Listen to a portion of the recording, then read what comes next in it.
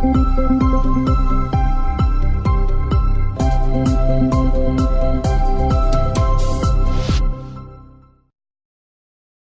I'm Chef Susie with LearnToCook.com.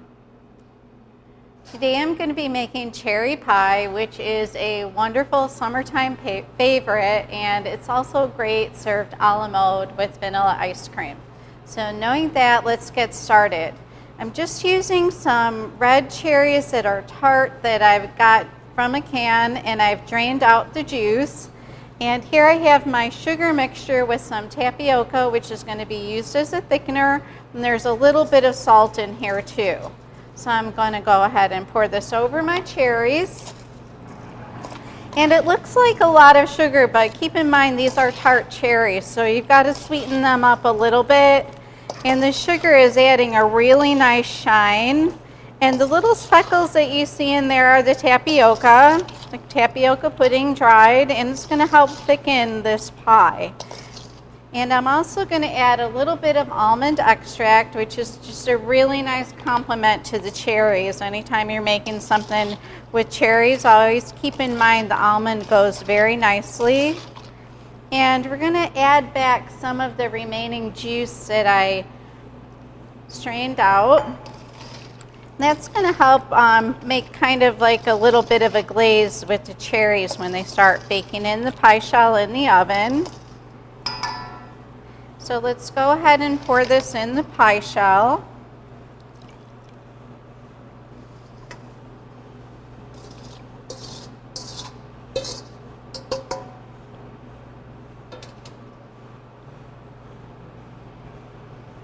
Okay, wonderful. I've got a little butter here that we're going to be just putting some little pieces inside. It's just going to add some flavor to the pie. And I'm using Organic Valley butter, which I really like. It has a great flavor. I use it in all of my cookies and my tart doughs and my pie doughs. And if you try it, you'll see that it has a wonderful flavor to it. So I've got my butter speckled around in my pie crust. Now I'm going to be putting the top on the pie. I'm just going to egg wash the sides, and this is going to help the top stick. And then I have my top, and my top has a hole in the center, and that's going to help release the steam from the pie. If you don't put a hole in the center, your steam has nowhere to go, and it's going to split the sides of your pie. So be mindful to cut a hole in the middle of your pie crust.